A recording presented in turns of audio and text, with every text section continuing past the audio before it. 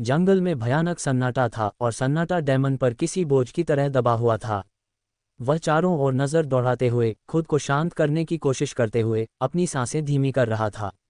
स्थिति गंभीर थी। अगर वह लाक बोनेयर की मौत में फंस जाता तो अकादमी में और शायद उसके बाद भी उसका जीवन खत्म हो जाता। अकादमी को इस बात पर गर्व था कि वह एक तटस्थ स्थान है जहां छात्रों को एक हद तक राजनयिक छूट प्राप्त थी। उसके अपने नियम बाहरी कानूनों से ऊपर थे। लेकिन लाक कोई साधारण छात्र नहीं था, वह एक कुलीन था।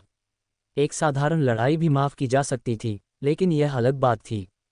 डेमन ने उसे सिर्फ मारा ही नहीं था, उसने उसे एक ऐसे कृत्य में भस्म कर दिया था जिसे अमानवीय और राक्षसी दोनों माना जाएगा। इस विचार से ही उसकी रीढ़ में सिहरन दौड़ गई। कुछ पल पहले जो आंसू बहे थे वे तुरंत सूख गए जब ठंडी सच्चाई सामने आई। मंदिर की न्यायिक जांच। डेमन ने उनके तरीकों के बारे में जो अफवाहें सुनी थीं उनसे उसका पेट खराब हो गया।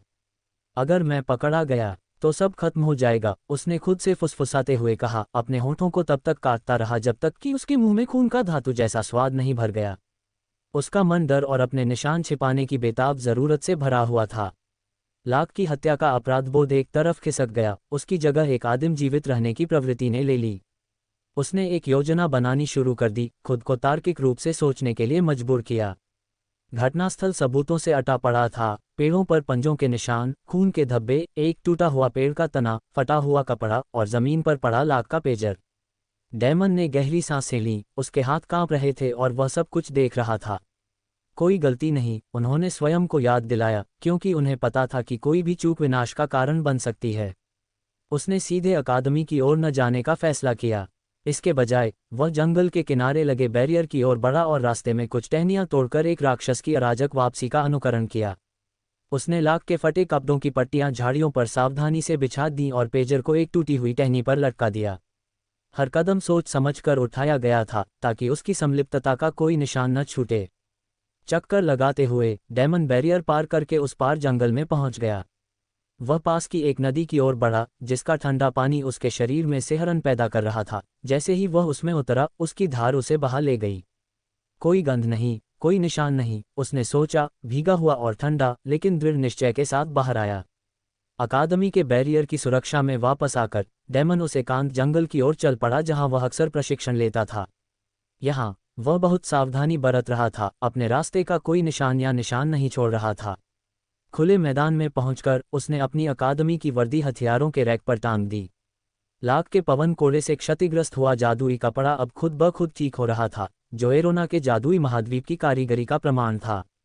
कम से कम चिंता की एक बात तो कम हो गई, लेकिन बेचैनी उसे जाने नहीं दे रही थी। उसे नहीं पता था कि लाक की अनुपस्थिति का पता किसी को कब चलेगा। उसने अपनी मुट्ठियां भींच लीं, उसकी उंगलियां सफ़ेद पड़ गईं। एक प्रशिक्षण डमी की तरह मुड़कर उसने जोर से चीख मारी और पूरी ताकत से उस पर मुक्का मारा। क्यों, मेरे साथ ऐसा क्यों हुआ? उसकी आवाज़ पीड़ा से भर गई। जैसे ही सूरज की रोशनी छतरी से छनकर अंदर आई, डेमन की परछाई जमीन पर लंबी हो गई। वह हिल रही थी, अस्वाभाविक रूप से हिल रही थी। वह ठिठक गया, उसकी सांसें अटक गईं जब उसने देखा कि वह माफ़ी मांगने के अंदाज में अपना सिर खुजला रही है। चले जाओ, वह चिल्लाया, उसकी आवाज़ में कच्ची भावनाएं भरी थीं। साया सिहर उठा और एक प्रशिक्षण डमी के पीछे छिप गया। अपनी छुपने की जगह से उसने सावधानी से झांका, मानो कोई बच्चा डांट से डरता हो। डेमन ने उसे घूरा, उसका शरीर क्रोध, भय और लाचारी के मिले जुले भाव से कांप रहा था। फिलहाल जंगल एक बार फिर शांत हो गया था, लेकिन डेमन जानता था कि यह राहत ज्यादा देर तक नहीं रहेगी। डेमन पीठ के बल गिर पड़ा, उसकी छाती धड़क रही थी और वह अपने ऊपर हावी होने वाले डर को दबाने की कोशिश कर रहा था। उसने अपनी मुट्ठियां भींच लीं और खुद को तार्किक रूप से सोचने पर मजबूर किया। मैंने कोई निशान नहीं छोड़ा, मुझे ठीक होना चाहिए। अगर कोई पूछे तो मुझे बस बेवकूफ़ बनना होगा। लाक ने शायद किसी को नहीं बताया कि वह मेरे पीछे आ रहा है, वरना मार्कस और उसका समूह उसके साथ होता। मेरे अलावा किसी और को नहीं पता था कि वह यहाँ है। शांत रहने की कोशिशों के बावजूद डर उसे खाए जा रहा था। हर बार जब वह अपनी सतर्कता कम करता तो वह अंदर ही अंदर घुस आता। वह दिन के उजाले में अकादमी लौटने का जोखिम नहीं उठा सकता था, कोई उसे देख सकता था और शक की सुई उसके पीछे लग जाती। वह जो दृश्य पीछे छोड़ गया था वह किसी राक्षसी हमले का संकेत दे रहा था, लेकिन शक होने का डर उसे सता रहा था। मुझे अपना ध्यान भटकाना है, डेमन बुदबुदाया, लेकिन अपनी मौजूदा हालत में ट्रेनिंग का ख्याल भी उसे नामुमकिन लग रहा था। इसके बजाय उसने अगला सबसे अच्छा तरीका चुना, अपने सिस्टम पैनल की जांच करना।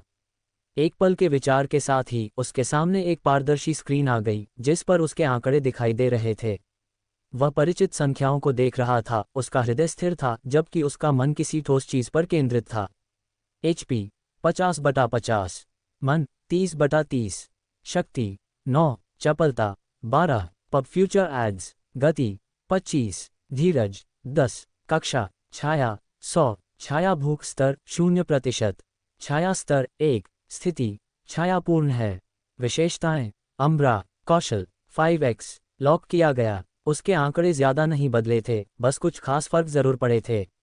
उसकी परछाई ऊर्जा पूरी तरह से 100% पर आ गई थी और भूख का स्तर अब 0% था। डेमन ने उस पल को याद करके मुंह बनाया जब उसकी परछाई ने लाग बोनेया को निगल लिया था। उसका सिद्धांत सही लग रहा था, उसकी परछाई बुद्धिमान जीवों को खाती थी। उन्होंने शेडो लेवल टैब पर टैप किया जिससे एक उप मेनू सामने आया। छाया स्तर 1, आपका शेडो लेवल आपकी परछाई पर आपके नियंत्रण और शक्ति को दर्शाता है। आप उसे भोजन देकर और विशिष्ट चुनौतियों या खोजों को पूरा करके अपना स्तर बढ़ा सकते हैं, जो आपको HP, मन और अन्य विशेषताओं को बढ़ाने के लिए स्टेट पॉइंट प्रदान करते हैं। स्तर अप आवश्यकताएं आत्माएं भस्म 1/3। डेमन ने शब्दों को ठंडेपन से देखा।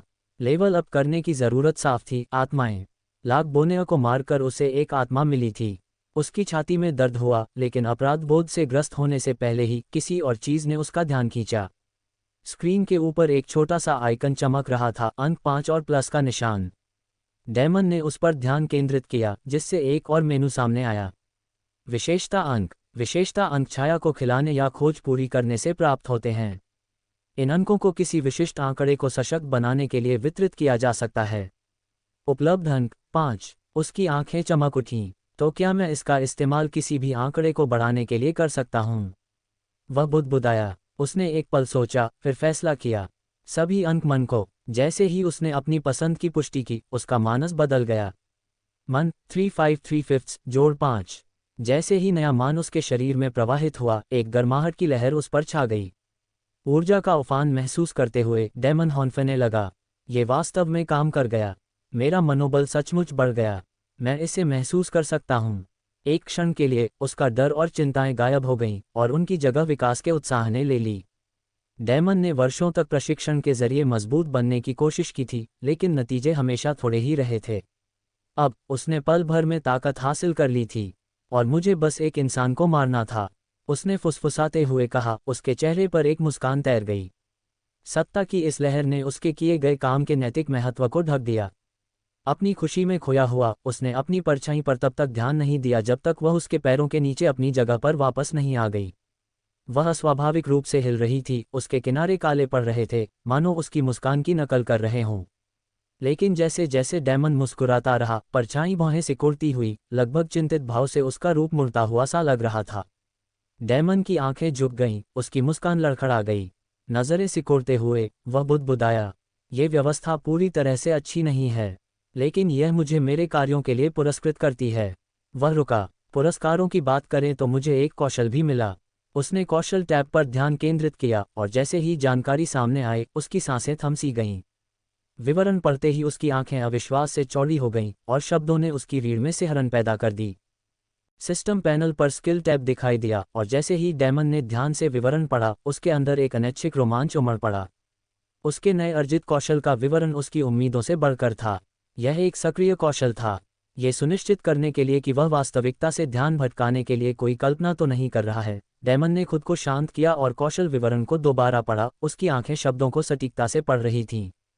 कौशल 5x। विवरण। आकाश महाद्वीप के योद्धा वुल्ड्रेन स्वतंत्रता और असीमित विकास के प्रतीक थे। उनकी उपलब्धियां इस कौशल में परिलक्षित असीम क्षमता की अवधारणा को प्रेरित करती थीं।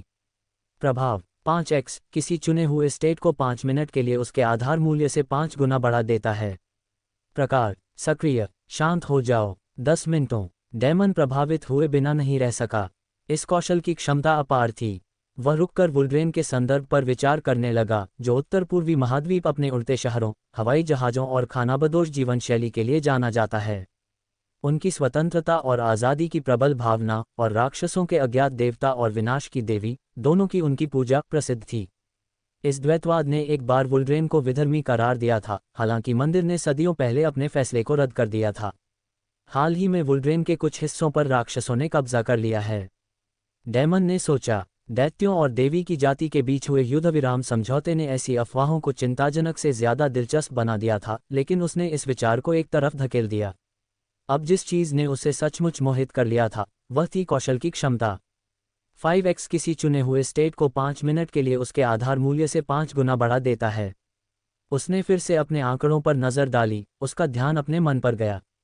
ये हमेशा से ही शर्म की बात रही थी, क्लास में ठीक से प्रदर्शन करने के लिए बहुत कम। पहले 5 विशेषता अंक जोड़ने और अपने मन को 35 तक बढ़ाने के बाद भी यह अभी भी महत्वहीन लग रहा था। लेकिन अब इस कौशल के साथ सब कुछ अलग लग रहा था। 5x से मन तक, डेमन ने कौशल का परीक्षण करने के लिए उत्सुक होकर कहा। उसके शरीर में अचानक एक लहर दौड़ गई, मानो उसके भीतर आत्मशक्ति उमड़ पड़ी हो, मानो कोई तेज लहर उसके शरीर में भर गई हो। उसकी तीव्रता उस गर्मजोशी से कहीं ज्यादा थी जो उसने पहले महसूस की थी। शक्ति पाकर वह मुस्कुराया, कुछ पल के लिए अपने डर और शंकाओं से मुक्त हो गया। HP 50/50, मन 175 175 5x, शक्ति 9, चपलता 12, गति 25, धीरज 10, कक्षा पब फ्यूचर एड्स, छाया 100, छाया भूख स्तर 0%, छाया स्तर 1, स्थिति छायापूर्ण है। विशेषताएं, अम्ब्रा, कौशल 5x, लॉक किया गया। उसका मान प्रभावशाली 175 तक बढ़ गया था। पहली बार डेमन के पास पर्याप्त मात्रा में ऊर्जा थी, एक ऐसा लाभ जो उसने पहले कभी अनुभव नहीं किया था। इस बात का असर उस पर साफ दिखाई दे रहा था। अभी भले ही यह हुनर उसे भारी न लगे, लेकिन जैसे जैसे उसके आंकड़े बढ़ते गए, उनमें से किसी को भी 5 से गुना करने पर वह एक अजेय शक्ति बन सकता था। अगर मैं अपना मान बढ़ाता रहा तो ये कौशल अकेले ही मुझे एक ऐसा दुश्मन बना देगा जिसका सामना करने की कोई हिम्मत नहीं करेगा। उसका उत्साह उमड़ पड़ा। अपनी नई शक्ति को परखने का निश्चय करते हुए डेमन को याद आया कि उसे तत्व विज्ञान की कक्षा में क्या सिखाया गया था। उसने अपनी छाया विशेषता पर ध्यान केंद्रित किया और ऊर्जा को अपने हाथ में प्रवाहित किया। धीरे धीरे छाया जादू का एक गोला बना जो अपनी असीम क्षमता से स्पंदित था। डेमन की मुस्कान और चौड़ी हो गई। उसकी शक्ति, जिसे लंबे समय से कमजोर समझा जाता था, आखिरकार सार्थक हो गई। पास के एक पेड़ की ओर हाथ करके उसने छाया का गोला छोड़ा। वह आगे की ओर उछला और पेड़ से टकराते ही काली ऊर्जा चटकने लगी। एक तेज दरार के साथ पेड़ फट गया और उसका एक हिस्सा बल से ढह गया। डेमन ने नुकसान को घूरा, उसकी छाती खुशी से धड़क रही थी। पहली बार उसे लगा कि इस दुनिया में उसका सचमुच कोई महत्व है, एक खतरनाक ताकत बनने की ओर अग्रसर।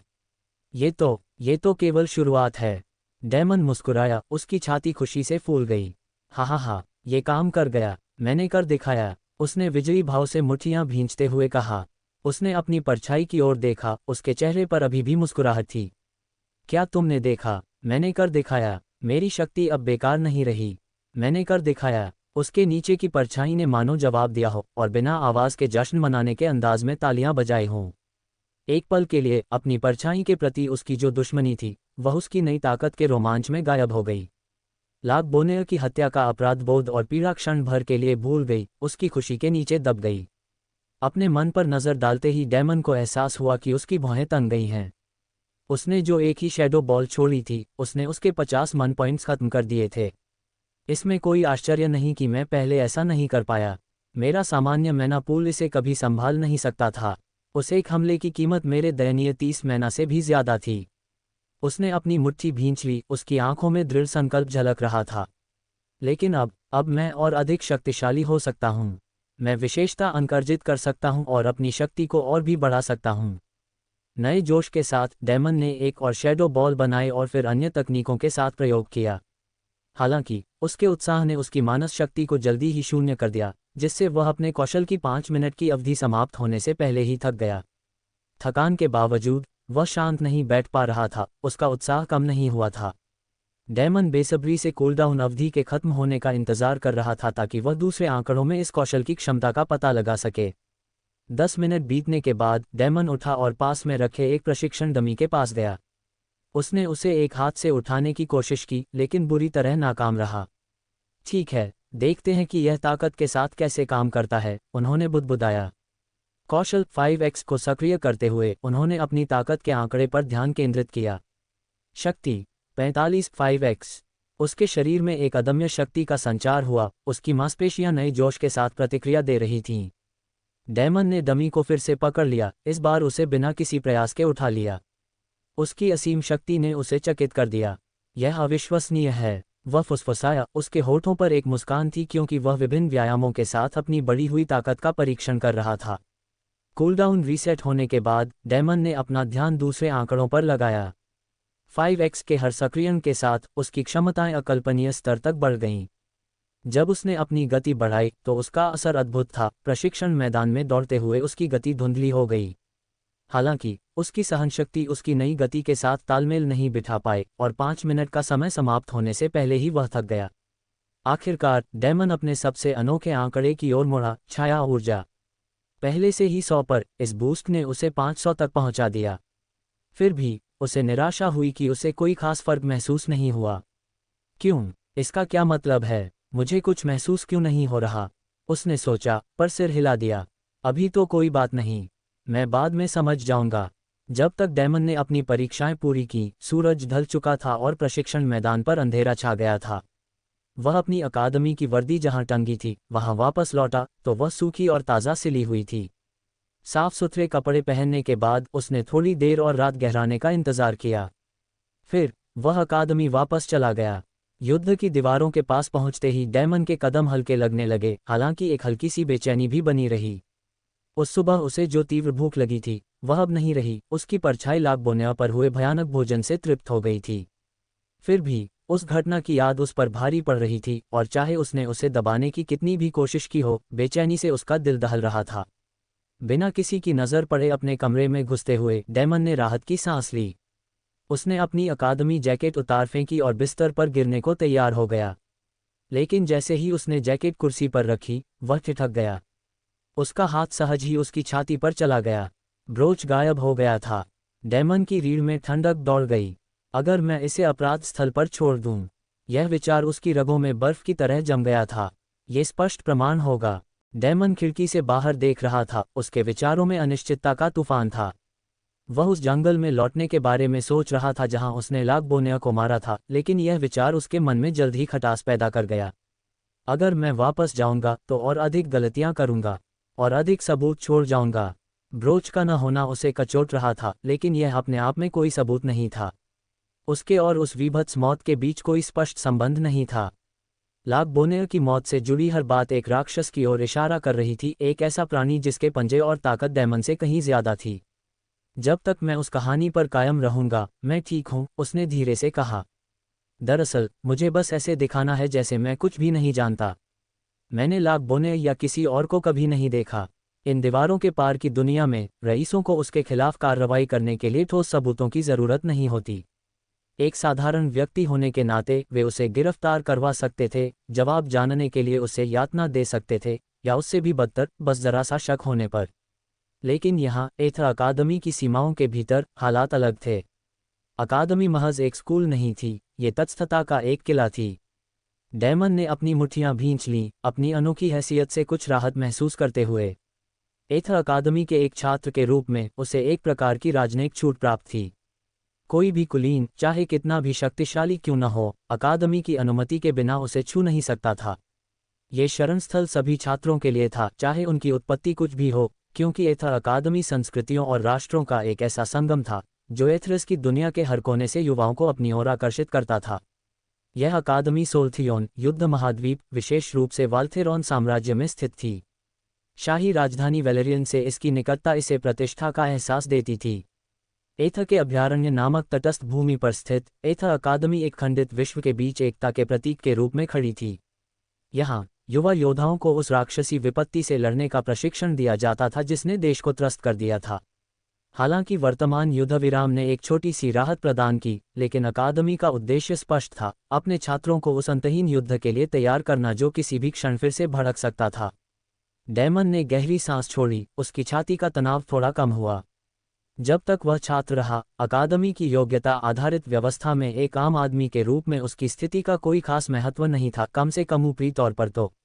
वह जानता था कि भेदभाव सूक्ष्म रूपों में मौजूद है, कुलीन वर्ग अभी भी अपना प्रभाव डालने के तरीके खोज लेता था, लेकिन एथर अकादमी ने एक दुर्लभ अवसर प्रदान किया जहां प्रतिभा वंश परंपरा पर हावी हो सकती थी। हालांकि अलगाव अभी भी मौजूद है, उसने गंभीरता से सोचा।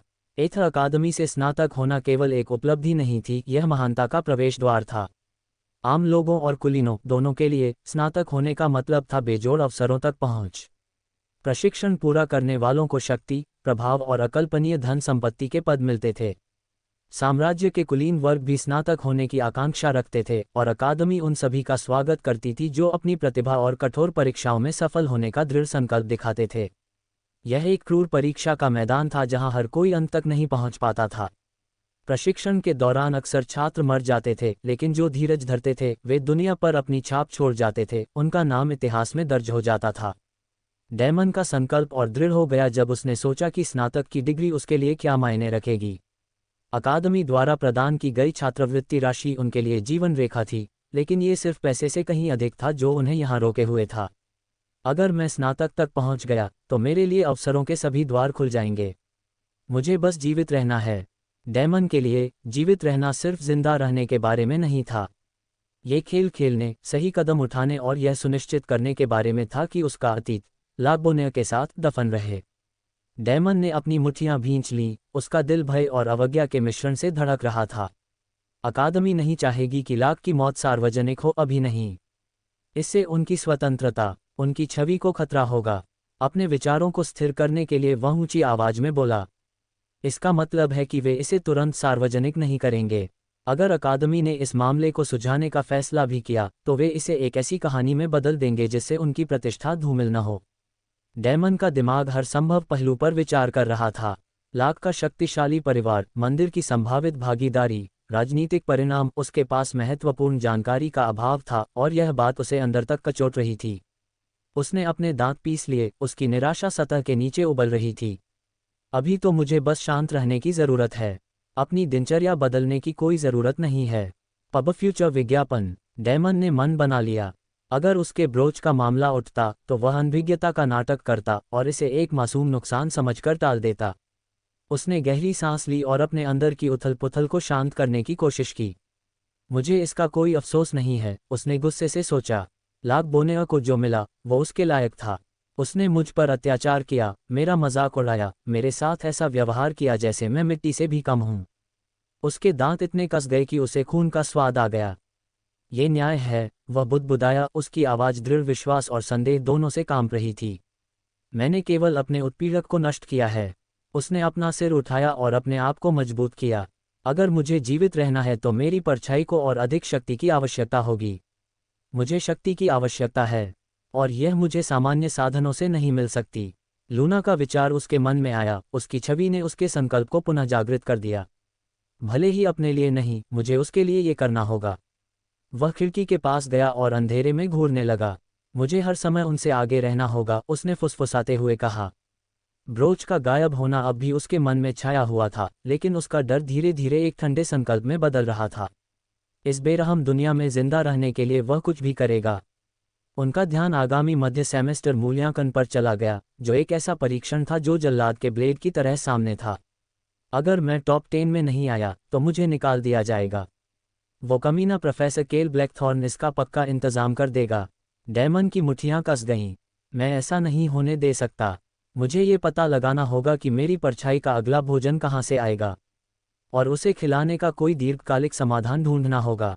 मुझे तैयार रहना होगा। समय बीत रहा था और डैमन जानता था कि अकादमी की जांच से अंततः कुछ न कुछ उजागर हो ही जाएगा। फिर भी उसके पास समय था, समय जिसका वह बुद्धिमानी से उपयोग करेगा। मैं इस प्रणाली और अपनी छाया का भरपूर उपयोग करूंगा, उसने अपने बगल में खड़ी काली आकृति की ओर देखते हुए प्रतिज्ञा की। छाया ने जवाब दिया और पहले मौन तालियों में अपना सिर हिलाया और फिर अंगूठा दिखाया। डैमन के होठों पर एक गंभीर मुस्कान फैल गई। तुम पूरी तरह से मेरे सहयोगी नहीं हो, है ना? लेकिन तुम मेरे दुश्मन भी नहीं हो। इसलिए मेरी मदद करो, मुझे और मजबूत बनने में मदद करो, मुझे अपना भाग्य आजमाने में मदद करो, मुझे ताकत पाने के लिए खाने में मदद करो। छाया उसके चारों ओर मौन, भयावह पुष्टि के साथ घूम रही थी। डैमन अपने छात्रावास के कमरे में चुपचाप खड़ा था, घुटन भरे डर की जगह ठंडे, अडिग संकल्प ने ले ली थी। रात गहराती गई, लेकिन डैमन को चैन नहीं मिला। वह अपनी मेज़ पर बैठा किताबों का एक ढेर निकालकर उन्हें मंद रोशनी में खोल रहा था। उसकी आंखें भूखी निगाहों से पन्ने पलट रही थीं। उन्होंने धीमी और दृढ़ आवाज में कहा, ज्ञान सत्ता के द्वार खोलने की कुंजियों में से एक है। इसके साथ ही डैमन ने पढ़ना शुरू कर दिया, स्वयं को रात के अंधेरे और दुनिया के ज्ञान में डुबो दिया तथा स्वयं को आगे आने वाली परीक्षाओं के लिए तैयार किया। डैमन ने भोर की पहली किरण अपनी खिड़की से अंदर आती देखी, जिसने उसके कमरे में एक हल्की सुनहरी चमक बिखेर दी। उसका चेहरा उन किताबों में गड़ा हुआ था जो उसने लाइब्रेरी से उधार ली थीं, जहां वह रात भर बिना थके पढ़ता रहा था। कमरे में पहले जो अंधेरा छाया हुआ था, अब उसके लिए कोई बाधा नहीं थी, उसकी नई दृष्टि की बदौलत, जिसने रोशनी की जरूरत ही नहीं छोड़ी। रोशनी न होने पर भी वह पन्नों पर लिखा हर शब्द, कमरे का हर कोना साफ देख सकता था। जैसे ही भोर ने जगह को रोशन किया, डैमन की नज़र अपनी परछाई पर पड़ी। वह रात भर कमरे में इधर उधर भटकती रही थी, गश्त पर तैनात बेचैन प्रैरी की तरह कोने कोने में इधर उधर उड़ती रही थी। वह जम्हाई लेने लगा, रात भर नींद न आने के कारण थकावट महसूस हो रही थी। मैं फिर से क्लास मिस नहीं कर सकता, उसने आंखें मलते हुए सोचा। कल की अनुपस्थिति ने उसे पहले ही बेचैन कर दिया था। एक और अनुपस्थिति ध्यान खींच सकती थी और यही उसे बिल्कुल नहीं चाहिए था। फिर भी मन में चिंता बनी रही। उसकी अनुपस्थिति उसे फंसा सकती थी, है न? नहीं, उसने अपना सिर हिलाते हुए कहा, मैं हर चीज़ पर दोबारा विचार नहीं कर सकता। अगर मैं ऐसा करूंगा तो वे मुझे पकड़ेंगे, उससे बहुत पहले ही मेरा दिल जवाब दे जाएगा। वह इस विश्वास पर अड़ा रहा कि लाग बोनेया से उसका कोई संबंध साबित करने वाला कोई सबूत नहीं है। हो ही नहीं सकता। वह बहुत ज्यादा सावधान हो गया था। डैमन बाथरूम में गया और नहाया। उसके चेहरे पर पड़ रहे ठंडे पानी के छींटों ने उसकी थकान कुछ कम कर दी। फिर उसने अपनी साफ सुथरी वर्दी पहनी और अपने गंदे कपड़ों को करीने से तह करके कपड़े धोने की टोकरी में डाल दिया। कपड़े धोने के दिन हमेशा की तरह नौकरानियां उनका ध्यान रखतीं। जैसे ही वह दालान में दाखिल हुआ, उसकी नज़र लाल बालों पर पड़ी। वहां गलियारे में टहलती हुई एक खूबसूरत लड़की थी, जिसके आकर्षक लाल बाल सुबह की धुंधली रोशनी में भी चमक रहे थे। उसकी मुद्रा और चाल शाही थी, आत्मविश्वास और अधिकार से भरपूर। डैमन को यह समझने के लिए उसका चेहरा देखने की भी जरूरत नहीं थी कि वह कौन थी। लिलिथ एस्ट्रानोवा, द्वितीय वर्ष की छात्र परिषद की अध्यक्ष। वह इस मंजिल पर क्या कर रही है? उसने धीरे से पूछा। दूसरे साल के छात्रों का अपना फ्लो था, जो उसके फ्लो से बहुत दूर था। उसके यहाँ होने की कोई वजह नहीं थी।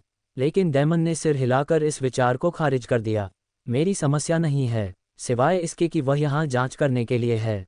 अपनी आंखें सिकुड़ते हुए वह विपरीत दिशा में मुड़ा, लिफ्ट से नीचे उतरा और भोजन कक्ष की ओर चल पड़ा। नाश्ता हल्का था, मुश्किल से उसकी भूख मिटाने के लिए, लेकिन इससे कोई फर्क नहीं पड़ा। वैसे भी उसका खाने का मन नहीं था। जल्दी से नाश्ता खत्म करके डैमन दिन की अपनी पहली क्लास के लिए निकल गया, पोशन ब्रूइंग। जब वह पहुंचा तो वहां सिर्फ कुछ ही छात्र मौजूद थे। एकदम सही, डैमन ने एक शांत कोना ढूंढ लिया जहां वह पृष्ठभूमि में घुल मिल सके और किसी भी अनावश्यक ध्यान से बच सके। बैठते ही उसके कान खड़े हो गए। उम्मीद थी कि कहीं लाग बोनेया के बारे में कोई अफवाह या सुराग न मिल जाए। ज्यादातर तो सामान्य बातचीत थी, अकादमी में फैली आम गपशप। लेकिन तभी एक नाम ने उसका ध्यान खींचा। लाग। डैमन की नज़र छात्रों के एक समूह पर पड़ी। वे ज़ैंडर रेवेंसक्रॉफ्ट और उसके दोस्त थे। उनकी आवाज़ें धीमी थीं, बस सुनने की सीमा से बाहर। मैं उन्हें सुन नहीं सकता, डैमन ने धीरे से कहा, और उसकी झुंझलाहट बढ़ती गई। उसकी बेचैनी बढ़ती गई। मैंने लाग बोनेया को मार डाला। अगर उन्हें पता चल गया तो? उसकी परछाई, जो पास में ही इधर उधर घूम रही थी, अचानक उसकी ओर हाथ हिलाया। डैमन चौंक कर पलकें झपकाने लगा। क्या आप उनकी बातें सुनना चाहते हैं? छाया ने सिर हिलाया, उसका शरीर प्रत्याशा में कांप रहा था। पब फ्यूचर विज्ञापन। डैमन झिझका, अपने होंठ काटते हुए। ये जोखिम भरा लग रहा था, लेकिन वह इस मौके को हाथ से जाने नहीं दे सकता था। ठीक है, उसने फुसफुसाते हुए कहा, लेकिन पकड़े मत जाना। परछाई ने उसे सलाम किया और फिर मेज़ों के नीचे सरक गई, सुबह की रोशनी में पड़ रही प्राकृतिक परछाइयों में घुल मिल गई। वह किसी का ध्यान न आते हुए ज़ैंडर के समूह के नीचे आकर खड़ी हो गई। डैमन का दिल तेजी से धड़कने लगा, उसकी हथेलियां चिंता से गीली हो गईं। पकड़े मत जाना, पकड़े मत जाना। परछाई कमरे के निर्जीव अंधेरे में बेदाग घुल मिल गई, लगभग अदृश्य हो गई। डैमन ने खुद को स्थिर सांस लेने के लिए मजबूर किया और जैसे जैसे कक्षा भरती गई, बेपरवाह दिखने की कोशिश करता रहा। अंततः प्रोफेसर आ गए और छाया पुनः डैमन के पास चली गई। उसके करीब झुकते हुए डैमन फुसफुसाया, अच्छा, क्या उन्हें पता है कि वह मर चुका है? छाया ने अपना सिर हिलाया। डेमन ने गहरी सांस ली, उसे राहत महसूस हुई। तो क्या उन्हें मुझ पर शक नहीं है? छाया ने फिर अपना सिर हिलाया, फिर कुछ इशारे किए जिन्हें डेमन ने सहज रूप से समझ लिया। उन्होंने देखा कि वह कल रात वापस नहीं आया। डेमन ने जानकारी को जोड़ते हुए धीरे से कहा, और उन्होंने उसे आज सुबह भी नहीं देखा है। छाया ने इशारे जारी रखे। उन्होंने उसके पेजर पर कॉल करने की कोशिश की, लेकिन उसने फ़ोन नहीं उठाया। इसलिए उन्होंने अकादमी को उसकी अनुपस्थिति की सूचना दे दी, ताकि कहीं वह मुसीबत में न पड़ जाए। डेमन की छाती में जकड़न आ गई। कितना सोच विचार है उनका, वह कड़वाहट से बुदबुदाया। फिर आंखें सिकुड़ते हुए उसने कहा, मुझे लगता है इतने कम समय में इसकी सूचना देने का विचार ज़ैंडर रेवेंसक्राफ्ट का था, है न? छाया ने सिर हिलाया। मुझे भी यही लगा। वह कमीना, वह बेवकूफ़ नहीं है। नहीं, बल्कि ऐसा है कि उसकी निर्णय क्षमता बहुत अच्छी है।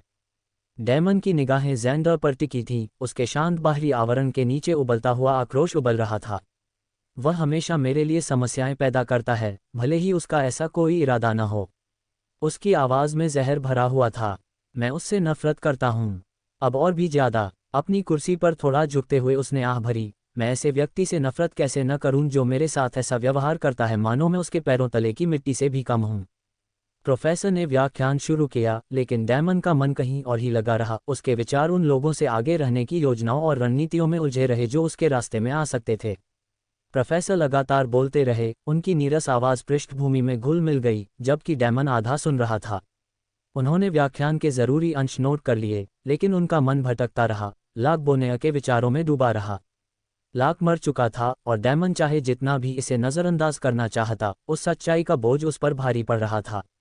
अपराधबोध और व्यामोह उसे अंदर तक कुतर रहे थे, जिससे ध्यान केंद्रित करना मुश्किल हो रहा था। अंततः कक्षा समाप्त हो गई। उसके बाद अगली कक्षा समाप्त हुई और जल्द ही दोपहर के भोजन का समय हो गया। व्याख्यानों के दौरान डेमन इवांगेलिन ब्राइटवाटर की नज़रों को नज़रअंदाज नहीं कर सका। प्रथम वर्ष की छात्रा, जो नंबर 1 थी, उसकी प्रतिष्ठा उसके सुनहरे बालों और धूप से झुलसी आंखों की तरह ही बेदाग थी। लेकिन उसका ध्यान उसे बेचैन कर रहा था। डेमन को पहले तो पता ही नहीं चला, उसकी परछाई ही उसे खबर दे रही थी, उसे धक्का दे रही थी और उसकी ओर इशारा कर रही थी। हर बार जब उसकी नज़र उस पर टिकती, तो उसकी बेचैनी और बढ़ जाती। वह मेरी ओर क्यों देख रही है? वह सोचने लगा। कैफेटेरिया हमेशा की तरह खचाखच भरा था, आवाज़ों की गूंज और ट्रे की खटखट से माहौल गूंज रहा था। हालांकि डेमन को सीट ढूंढने की चिंता नहीं करनी पड़ी। वह सीधे रईसों और उच्च श्रेणी के छात्रों के लिए आरक्षित ज़्यादा खास सेक्शन में चला गया। जब वह वहां पहुंचा, तो उसने ज़ैंडर रेवेंसक्राफ्ट और उसके साथियों को बीच वाली एक मेज़ पर बैठे देखा। उनकी हंसी और जीवंत बातचीत ने उसे बेचैन कर दिया, लेकिन डेमन रुका नहीं।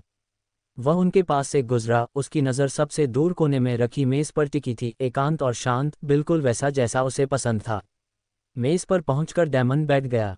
तभी उसे एहसास हुआ कि उसने कुछ भी खाना नहीं लिया है। लेकिन भीड़ भाड़ वाले कैफेटेरिया में से गुजरने का ख्याल उसे और बेचैन कर रहा था। इसके बजाय उसने मेज़ में लगे एक बटन को दबा दिया, जिससे एक नौकरानी बुला ली गई। जब वह पहुंची तो उसने कुछ हल्का फुल्का खाने का ऑर्डर दिया। जब वह प्रतीक्षा कर रहा था, तो डेमन को पास में ही अन्य रईसों की बुदबुदाहट सुनाई दे रही थी। उनकी फुसफुसाहटें तीखी और कटु थीं। क्या तुमने देखा कि उसने कल क्या किया? एक ने फुसफुसाते हुए पूछा। वह तो जानवर है, दूसरे ने उपहास किया।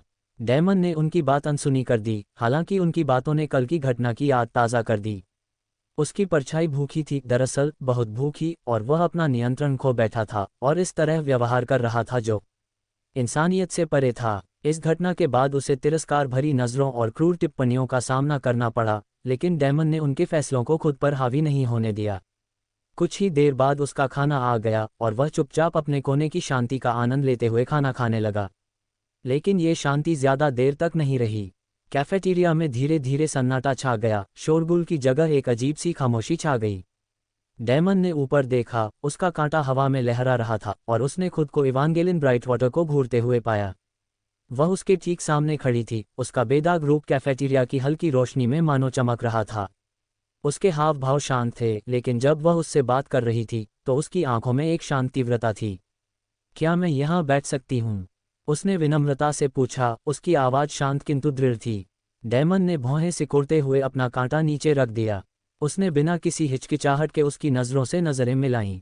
नहीं, तुम नहीं कर सकते हो। उनका स्वर ठंडा था, जिससे बातचीत की कोई गुंजाइश नहीं बची।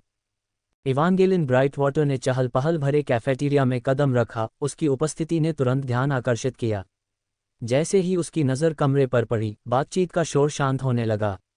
वह लड़खड़ाई नहीं, बल्कि अपने कद के व्यक्ति से अपेक्षित अविचलित संतुलन के साथ चल रही थी। उसकी नज़र कैफेटेरिया के दूर किनारे पर एक मेज़ पर पड़ी, जहां एक अकेला व्यक्ति बैठा था। Damon grey. थोड़ी पूछताछ के बाद उसे उसका नाम पता चल गया था। उसमें कुछ ऐसा था जिसने उसकी दिलचस्पी जगा दी थी। जैसे जैसे वह आगे बढ़ती गई, सन्नाटा लहर की तरह उसके पीछे पीछे चलता रहा। जब तक वह कैफेटेरिया के बीचों बीच पहुंची, ज़ैंडर रेवेंसक्रॉफ्ट ने उसे आते हुए देख लिया था। वह अपने साथियों की ओर मुड़ा और उन्हें जगह देने का इशारा किया। उन्होंने बिना किसी हिचकिचाहट के उनकी बात मान ली और उसे अब खाली पड़ी मेज़ पर ही छोड़ दिया। ज़ैंडर उसका अभिवादन करने के लिए खड़ा हुआ, उसका आत्मविश्वास अडिग था। लेडी ब्राइटवाटर, क्या आप मेरे साथ दोपहर का भोजन करना चाहेंगी? उन्होंने चेहरे पर एक विनम्र मुस्कान के साथ पूछा, लेकिन इवांगेलिन ने उसकी तरफ देखा तक नहीं। वह उसके पास से गुजर गई, उसकी नज़रें दूर कोने में रखी मेज़ पर टिकी थीं। डैमन की मेज़। ज़ैंडर स्तब्ध होकर पलकें झपकाने लगा। उसके समूह में जो बड़बड़ाहटें उठ रही थीं, वे दूसरे छात्रों की फुसफुसाहट में तुरंत दब गईं। इवेंजेलिन डैमन की मेज के सामने रुकी, उसकी सुंदर उपस्थिति अकेले बैठे काले बालों वाले लड़के के बिल्कुल विपरीत थी। डैमन ने पहले तो उस पर ध्यान नहीं दिया, उसका ध्यान सामने रखे खाने पर था। उसने आलस से खाने का एक टुकड़ा कांटे से चुभाया, फिर रुककर ऊपर देखा। उसकी काली आंखें उसकी आंखों से मिलीं और उसका चेहरा एक ठंडी भौं में बदल गया।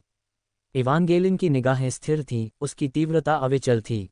क्या मैं यहाँ बैठ सकती हूँ? उसने पूछा। डैमन का स्वर तीखा था, उसकी प्रतिक्रिया तत्काल थी। नहीं, तुम नहीं कर सकते हो। इवांगेलिन उसकी बेरुखी से हैरान होकर पलकें झपकाने लगी। कुलीन समाज में ऐसी बर्खास्तगी अकल्पनीय रूप से अशिष्ट थी। उसकी हिचकिचाहट बस एक पल ही रही, फिर उसने भी कुछ ऐसा ही अप्रत्याशित किया। बिना कुछ कहे, वह उसके सामने वाली सीट पर बैठ गई। डैमन की निगाहें और गहरी हो गईं। हे भगवान, इस लड़की को क्या हो गया है? क्या मैंने मना नहीं किया था? कैफेटेरिया में अब चहल पहल थी। कमरे में फुसफुसाहटें गूंज रही थीं और छात्र ये दृश्य देख रहे थे। इवांगेलिन ब्राइटवाटर, प्रथम वर्ष की नंबर 1 छात्रा, डैमन ग्रे के साथ बैठी थी, जो अपनी कक्षाओं में मुश्किल से पास हो पाता था। यह एक अनोखी जोड़ी थी जिसकी चर्चा हर कोई कर रहा था। मुझे इस तरह के ध्यान की ज़रूरत नहीं है, डैमन ने गंभीरता से सोचा। वह अपनी पूरी कोशिश कर रहा था कि वह कम दिखाई दे, और यह ठीक वैसा ही तमाशा था जिससे वह बचना चाहता था। मानो हालात और बिगड़ ही नहीं सकते थे, तभी उसे लगा जैसे कोई उसकी तीखी निगाहों को घूर रहा है। उसने मुड़कर देखा तो कमरे के उस पार से ज़ैंडर रेवेंसक्रॉफ्ट उसे घूर रहा था। उसके चेहरे पर उलझन और गुस्से का मिला-जुला भाव था। डैमन के होंठ फड़क उठे। आह, ये सही है। ज़ैंडर को इस लड़की पर क्रश है ना? डैमन ने खुद को एक हल्की, मज़ेदार मुस्कान दी। हालांकि यह ज़्यादा देर तक नहीं टिकी, क्योंकि उसने अपना ध्यान वापस इवांगेलिन की ओर मोड़ लिया। तुम क्या चाहती हो, इवांगेलिन ब्राइटवाटर? उसने स्पष्ट शब्दों में पूछा। वह थोड़ा सीधी हुई, उसका धैर्य अविचलित था। हाँ, एरहम, सर डैमन, मैं कल के बारे में बात करना चाहता था। उसकी भौहें भ्रम में सिकुड़ गईं। सर डैमन, इस लड़की को क्या हो गया है? उसके शब्दों ने उसे रुकने पर मजबूर कर दिया, विशेषकर कल की बात को सुनकर। क्या ऐसा हो सकता है? नहीं, ऐसा लगता नहीं कि वह लाक के बारे में जानती है। तो फिर वह क्या चाहती होगी? इवेंजेलिन ने उसके बोलने का इंतजार किया, लेकिन जब उसने नहीं बोला तो उसने झिझकते हुए अपनी बात जारी रखी। कल के बारे में क्या? सीधे मुद्दे पर आओ, डैमन ने उसे बीच में ही रोक दिया। उसका स्वर अधीर था। इवांगेलिन ने अपनी वर्दी की जैकेट में हाथ डाला और एक छोटी सी चीज निकालकर मेज पर रख दी। डैमन की नज़र उस पर पड़ी और उसकी सांसें थम गईं। कल तुम्हारा ब्रोच गिर गया था, उसने धीरे से समझाया। मैं तुम्हें उसे वापस करने की कोशिश कर रही थी। परिवीक्षा के प्रतीक चिन्ह से उत्कीर्ण चांदी के ब्रोच को देखकर उसका दिल दहल गया। एक पल के लिए तो उसे डर लगा कि कहीं वह उसे लागबोनेया की मौत वाली जगह पर ही तो नहीं छोड़ गया। लेकिन नहीं, कल इवेंजेलिन से हुई अपनी संक्षिप्त और अस्पष्ट मुलाकात के दौरान ही वह उसे गिरा गया होगा। उसके मन में राहत की लहर दौड़ गई और उसने अनायास ही आह भरी। उसने ब्रोच को उठाया और उसे वापस अपनी छाती पर लगा लिया। बस इतना ही? उसने रूखेपन से पूछा, उसका स्वर एक बार फिर संयमित था। इवांगेलिन उसकी अचानक हरकत से अचंभित होकर पलकें झपकाने लगी।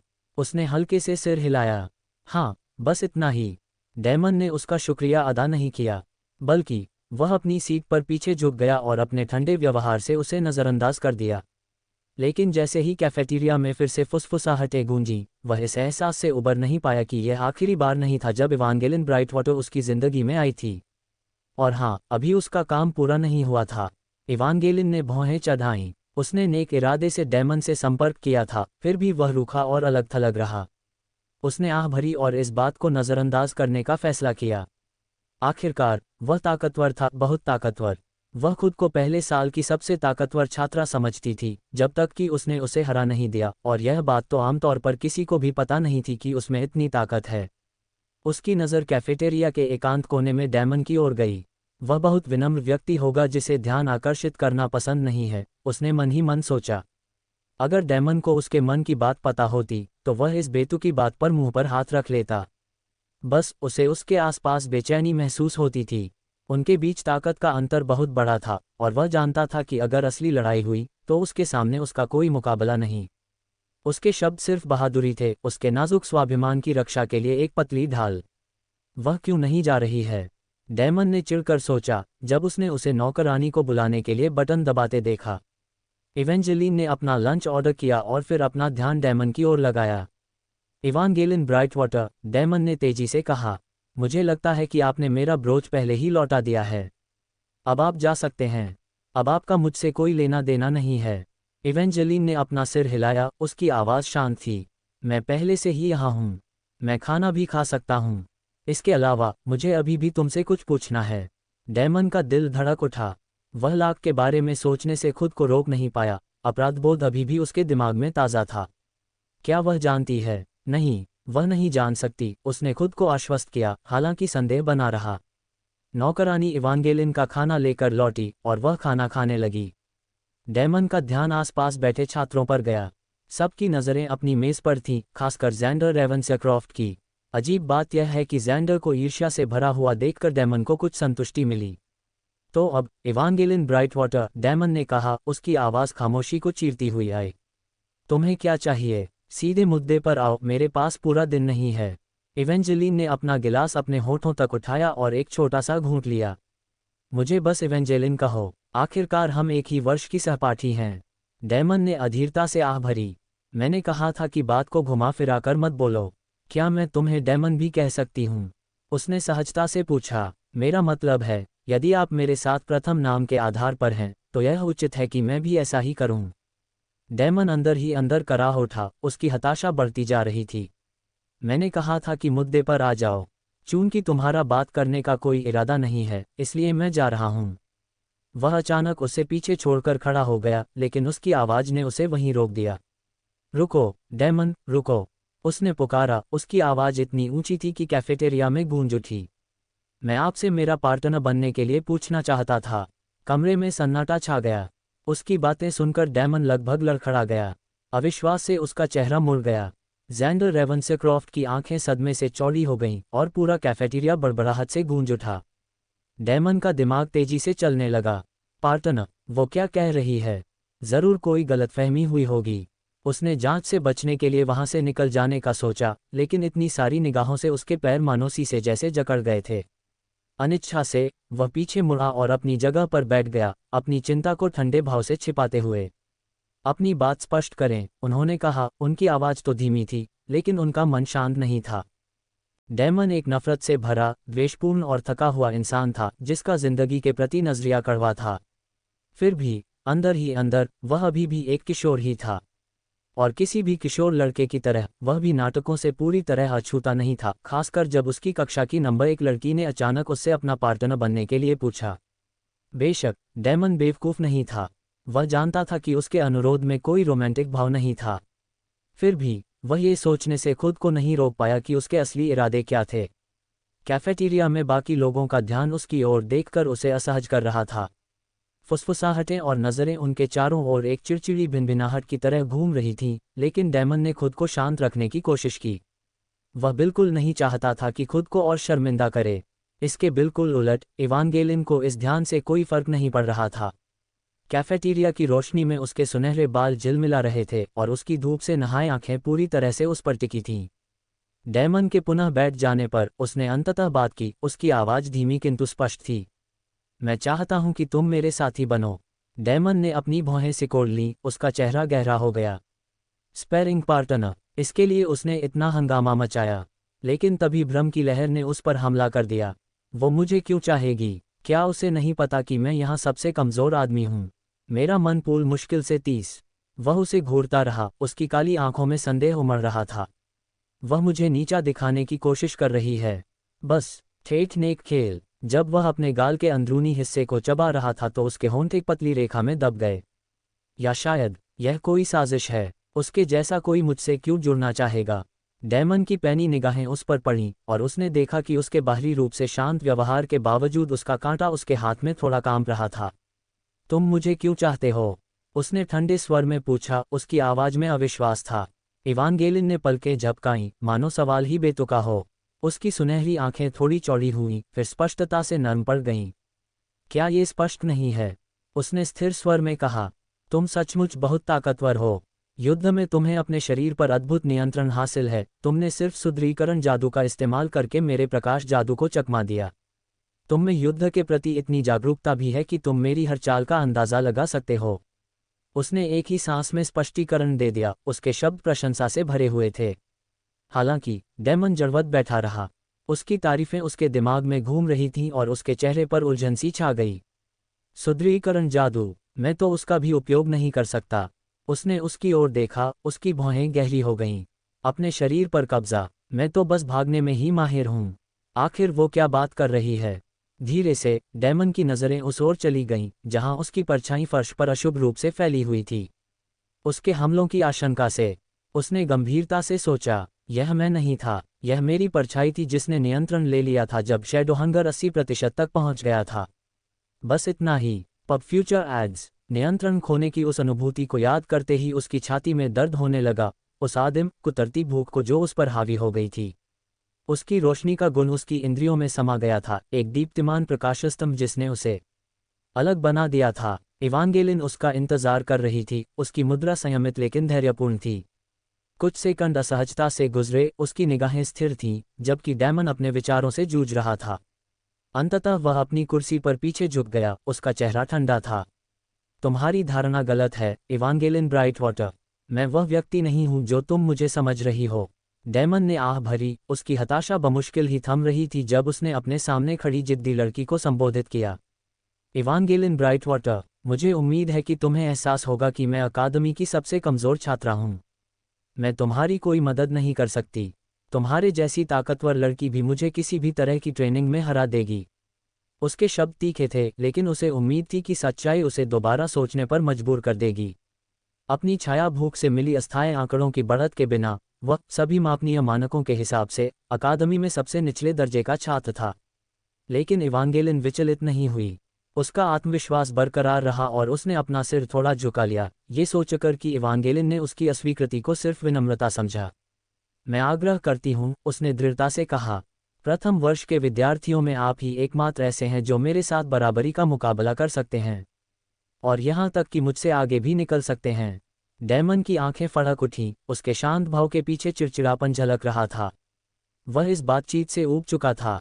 उसने चहल पहल वाले कैफेटेरिया में चारों ओर नज़र दौड़ाए। उसकी नज़र पास में बैठी एक योगिनी लड़की सिल्विया मूनवील पर पड़ी, जो बढ़ते तमाशे की अपेक्षा अपने भोजन में अधिक रुचि ले रही थी। सिल्विया मूनवेल के बारे में क्या ख्याल है? वह दूसरे नंबर पर है ना? उसने सुझाव दिया, जिससे इवांगेलिन के दृढ़ निश्चय को बदलने की उम्मीद थी। इवेंजेलिन ने बिना किसी हिचकिचाहट के अपना सिर हिलाया। मैं उससे अधिक शक्तिशाली हूँ, उसने आत्मविश्वास से उत्तर दिया, और उसकी युद्ध शैली मुझे पसंद नहीं है। इसके अलावा कल्पित बौने हम मनुष्यों से अलग होते हैं। डैमन ने अपनी नाक को भींचते हुए आह भरी। क्या वह तुम्हारी दोस्त नहीं है? यह नस्लवादी है, उसने रूखे स्वर में कहा। इवेंजेलिन उसकी टिप्पणी पर मुस्कुराए, ऐसा प्रतीत हुआ कि वह प्रसन्न थी। आप बहुत आगे बढ़ने वाले व्यक्ति हैं, उसने प्रशंसा के भाव से कहा। डैमन ने उसे भावशून्य दृष्टि से देखा, उसके विचार तीखे और तीखे थे। मैं नहीं, आप तो बस बिना मतलब की बातें पढ़ रहे हैं। लेकिन जाहिर है उसके विचार उस तक नहीं पहुंचे। कमरे में फिर से नज़र दौड़ाते हुए डैमन की नज़र ज़ैंडर एवंसेक्रॉफ्ट पर पड़ी, जो कैफेटेरिया के उस पार से उसे घूर रहा था। एक विचार मन में आते ही डैमन के चेहरे पर एक धूर्त मुस्कान आ गई। उसके बारे में क्या? डैमन ने ज़ैंडर की ओर इशारा करते हुए कहा। ज़ैंडर रेवेंसक्राफ्ट, प्रथम वर्ष के छात्रों में वह तीसरे स्थान पर है और वह भी इंसान है, बिल्कुल हमारी तरह। इवांगेलिन ने ज़ैंडर की तरफ एक नज़र घुमाई और फिर अपना सिर फिर से हिलाया, उसके सुनहरे बाल रोशनी में झिलमिला रहे थे। ज़ैंडर, जो उनकी बातचीत सुन नहीं पा रहा था, उसके निराश भाव को देखकर पीला पड़ गया। वह आपसे बहुत कमज़ोर है, इवेंजेलिन ने तथ्यात्मक रूप से कहा। इससे कोई फर्क नहीं पड़ता कि आप प्रथम वर्ष के छात्रों में से किसे चुनते हैं। उनमें से कोई भी हम दोनों की बराबरी करने लायक मजबूत नहीं है। डैमन ने अपनी निगाहें ज़ैंडर पर गड़ाए रखीं, जो अब क्रोध से फटने को तैयार दिख रहा था। ऐसे में दूसरे वर्ष क्यों नहीं? डैमन ने व्यंग्यात्मक स्वर में कहा। छात्र परिषद की अध्यक्ष लिलिथ एस्ट्रानोवा वस्तुतः अपनी ही श्रेणी में हैं। या फिर नंबर 2 रेनाटा? इवेंजेलिन ने हाथ हिलाकर उसकी बात रोक दी। नहीं, उसने हल्की हंसी के साथ कहा। मैं मुकाबला करना चाहता हूँ, मरना नहीं। लेडी एस्ट्रानोवा पहले ही अपनी तीसरी कक्षा में प्रवेश कर चुकी है और रेनाटा लगभग उसके स्तर पर है। हम सहित किसी भी प्रथम वर्ष के छात्र का अभी तक कोई वर प्रवेश नहीं हुआ है। उसने अपना गिलास उठाया और एक घूंट लिया, उसकी आंखों में दृढ़ संकल्प की चमक थी। इसलिए मैं चाहता हूं कि हम साथ मिलकर प्रशिक्षण लें। डैमन ने तुरंत कोई जवाब नहीं दिया। उसकी नज़र उसके पीछे चली गई, जहां ज़ैंडर रेवेंसक्राफ्ट अभी भी उसे घूर रहा था, उसके चेहरे पर उबलता हुआ गुस्सा था। डैमन की व्याकुलता को देखते हुए इवांगेलिन ने मुड़कर देखा कि ज़ैंडर उसकी ओर आ रहा है। उसके कदम दृढ़ और सोच समझकर चल रहे थे। लेडी ब्राइटवाटर, ज़ैंडर ने आक्रोश से भरी आवाज़ में कहा, इस नीच व्यक्ति के साथ बैठना आपकी हैसियत से बहुत नीचे है। उसे अपना साथी बनाने की तो बात ही छोड़ दीजिए। निश्चित रूप से आप अनजान हैं, लेकिन वह प्रथम वर्ष का सबसे आखिरी रैंक वाला छात्र है और वह भी रिकॉर्ड तोड़ने वाले स्तर पर। प्रत्येक शब्द के साथ उनकी आवाज़ ऊंची होती गई, जिससे आसपास बैठे लोगों का ध्यान आकर्षित हुआ। डैमन की छाती की ओर इशारा करते हुए ज़ैंडर ने आगे कहा, क्या तुम उस ब्रोच को देख रहे हो? यह एक प्रोबेशनरी ब्रोच है जो सबसे खराब छात्रों के लिए आरक्षित है। केवल सबसे शर्मनाक फेलियर ही इसे पहनने का अपमान पाते हैं। कैफेटेरिया में ये चर्चा जंगल की आग की तरह फैल गई। Probation broach? मैंने तो इस पर ध्यान भी नहीं दिया। मैंने सोचा था कि ये सिर्फ अफवाहें थीं। इसे पाने के लिए आपको कितना बुरा होना पड़ेगा। रुको, क्या ये वही आदमी नहीं है जिसका मन स्तर 30 है? बिल्कुल नहीं। ऐसा कोई यहाँ क्या कर रहा है?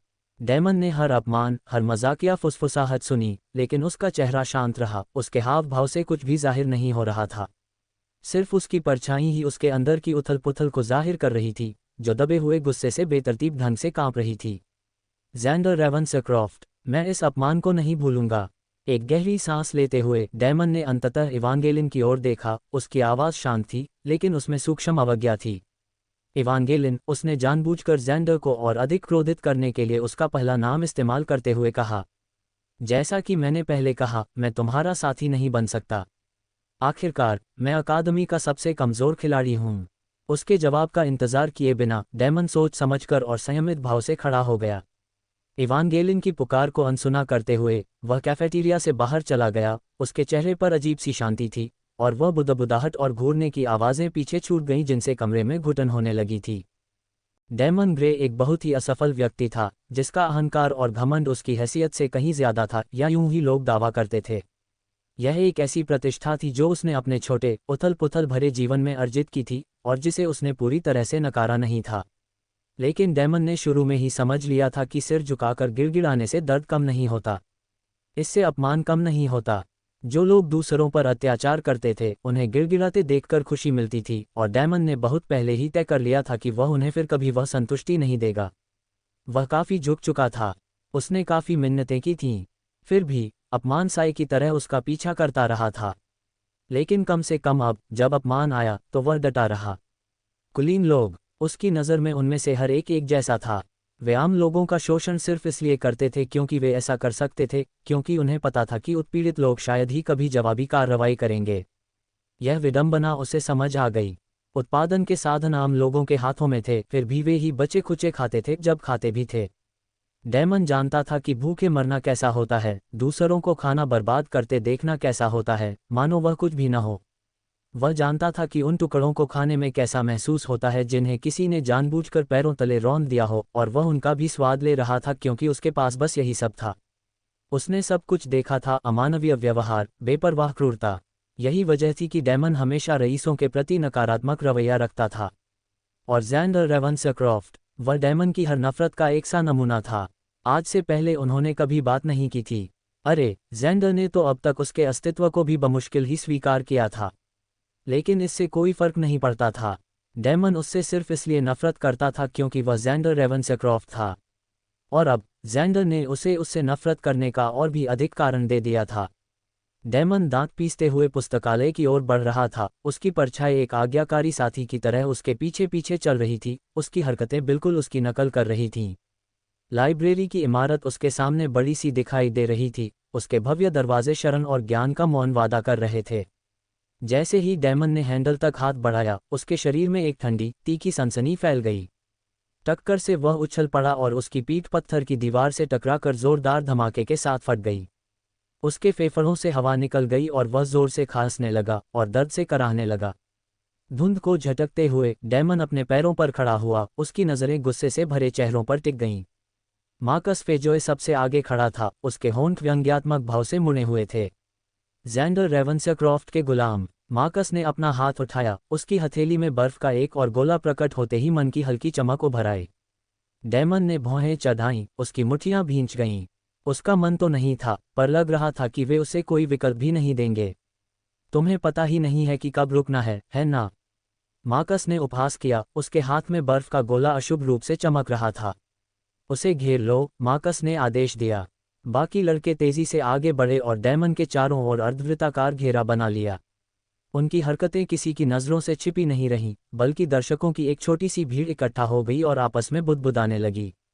वहां पर क्या चल रहा है?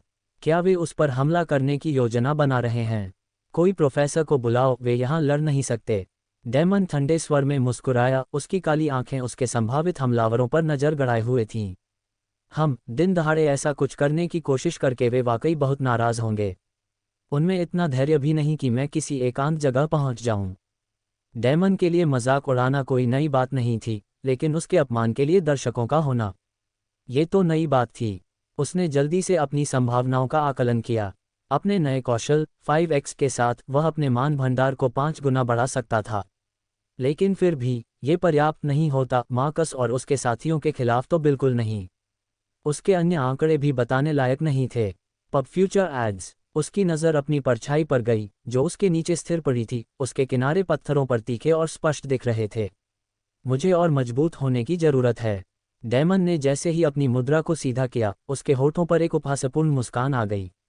मुझे किस बात का सम्मान प्राप्त है कि मेरे जैसे अनाम आम आदमी को कुलीन सामंतों का एक समूह सम्मानित कर रहा है। सचमुच मैं धन्य हूँ, उसने व्यंग्यात्मक लहजे में कहा। उसकी ठंडी आवाज में उपहास झलक रहा था। मार्कस का चेहरा गुस्से से तमतमा उठा। उसके माथे की एक नस फड़कती हुई साफ दिखाई दे रही थी। उसने गहरी सांस ली और खुद को संभाले रखने की कोशिश करने लगा। आज तुमने हद पार कर दी, ग्रे, मार्कस गुर्राया। तुमने गड़बड़ कर दी, इसलिए मैं एक अच्छा इंसान बनकर तुम्हें एक दोस्ताना चेतावनी देता हूँ। लेडी ब्राइटवाटर एक शरीफ इंसान है, तुम्हारे स्तर से कहीं ऊपर। हमें नहीं पता कि तुमने उसे गुमराह करने के लिए कौन सी गंदी चाल चली, लेकिन उसके जैसा इंसान तुम्हारे जैसे लोगों से कहीं ऊपर है। अगर हम तुम्हें फिर कभी उसके आसपास देखेंगे तो तुम्हें बहुत पछतावा होगा। डेमन ने अपने मुंह से खून की धार पोंछी, जो मार्कस के प्रारंभिक हमले का अवशेष था, और चुनौती भरे स्वर में मुस्कुराया। जब हम एक ही कक्षा में हों तो थोड़ा मुश्किल होगा। और इसके अलावा क्या आपको अपनी महिला को यह नहीं बताना चाहिए? अगर मुझे ठीक से याद है तो वही थी जिसने मुझसे संपर्क किया था। मार्कस का चेहरा काला पड़ गया। उसका गुस्सा उबल रहा था। उसने मुड़कर दीवार पर बर्फ का एक जादुई गोला फेंका, जिसके प्रभाव से उसके टुकड़े उड़ गए। तुम कभी नहीं सीखते, है ना? ठीक है, तो हम तुम्हें तब तक समझाते रहेंगे जब तक तुम समझ नहीं जाते। डेमन की आंखें ठंडी हो गईं। उसका शरीर तनावग्रस्त हो गया क्योंकि वह अपरिहार्य के लिए तैयारी कर रहा था। जरूर, मैं तुम्हें कोशिश करते देखना चाहूंगा। उसने जल्दी से अपने मन में हर संभावित नतीजे पर विचार किया, और कोई भी उसके पक्ष में नहीं था। लेकिन इसका मतलब यह नहीं था कि वह यूं ही खड़ा रहेगा और सब कुछ सह लेगा। मार्कस ने बाकियों को इशारा किया। उनके हाथ अपने अपने जादू के रंगों से चमकने लगे। डेमन ने खुद को संभाला, ये जानते हुए कि वह चारों तरफ से बमबारी से बस कुछ ही सेकंड की दूरी पर है। बस बहुत हो गया। यहाँ क्या हो रहा है? प्रोफेसर केल ब्लैकथॉर्न की ठंडी, आज्ञाकारी आवाज़ ने तनाव को चाकू की तरह चीर दिया। डैमन अकड़ गया, उसकी नज़र उस नज़दीक आते हुए व्यक्ति पर पड़ी। किसी और दिन वह ब्लैकथॉर्न से महामारी की तरह बचता, लेकिन अब उसे खुशी थी कि प्रोफेसर आ गया था। केल ब्लैकथॉर्न एक गंभीर किस्म का व्यक्ति था और डैमन जानता था कि वह इस तरह की किसी भी बात को बर्दाश्त नहीं करेगा, कम से कम खुले तौर पर तो नहीं। मार्कस और उसका समूह उसकी आवाज़ सुनकर पीला पड़ गया, उनकी बहादुरी एक पल में गायब हो गई। ओह, शुभ दोपहर प्रोफेसर, मार्कस ने मुस्कुराते हुए कहा। कुछ नहीं हो रहा है, हम तो बस ग्रे को असली जादू कैसा दिखता है इसका एक उचित प्रदर्शन दे रहे थे। उसने अपने साथियों की ओर देखा, जिन्होंने तुरंत सिर हिला दिया। क्या ये सही नहीं है दोस्तों? हाँ, ग्रे को मदद की ज़रूरत थी। जी हाँ सर, हम उसे कुछ मंत्र दिखा रहे थे। मार्कस प्रसन्नतापूर्वक मुस्कुराया। आपने उन्हें सुना प्रोफेसर? केल की आंखें सिकुड़ गईं, उसकी तीखी नज़र डैमन पर टिक गई। डैमन के होंठ खून से सने थे और उसका चेहरा सामान्य से ज्यादा ठंडा था। क्या ये सच है? केल ने पूछा। डैमन की मुट्ठियां भींची हुई थीं और गुस्सा सतह के नीचे उबल रहा था। आप किस बारे में चिंता करते हैं? यह विचार उसके मुंह से लगभग निकल ही गया था, लेकिन उसने उसे निगल लिया। इसके बजाय वह चुप रहा, उसकी विद्रोही निगाहें बहुत कुछ कह रही थीं। तनाव को भांपते हुए मार्कस ने पीछे हटने का अवसर प्राप्त कर लिया। ठीक है प्रोफेसर, चूंकि आप यहाँ हैं तो हम विदा लेते हैं। जवाब का इंतजार किए बिना मार्कस और उसका समूह आगे की जांच से बचने के लिए जल्दी से वहां से चला गया। उत्सुकता शांत होने के बाद भीड़ जल्द ही तितर बितर हो गई। केल डैमन के करीब आ गया, उसकी अभिव्यक्ति अस्पष्ट थी। अपने भले के लिए डैमन ग्रे, मेरी सलाह मानो और पढ़ाई छोड़ दो। तुम यहाँ के लायक नहीं हो। तुम अकादमी में कभी सफल नहीं हो पाओगे। डैमन का जबड़ा कस गया, उसके नाखून उसकी हथेलियों में गड़ गए। प्रोफेसर के शब्द उसके अहंकार पर खंजर की तरह थे। और मैंने कहा कि जाओ और अपनी फितरत बदलो, डैमन फुसफुसाया, उसकी आवाज़ में जहर भरा हुआ था। केल की आंखें कुछ पल के लिए झपक गईं, शायद मनोरंजन से, लेकिन उसने कोई प्रतिक्रिया नहीं दी।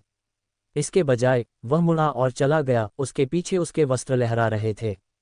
डैमन की तीखी निगाहें तब तक उसका पीछा करती रहीं जब तक वह नज़रों से ओझल नहीं हो गया।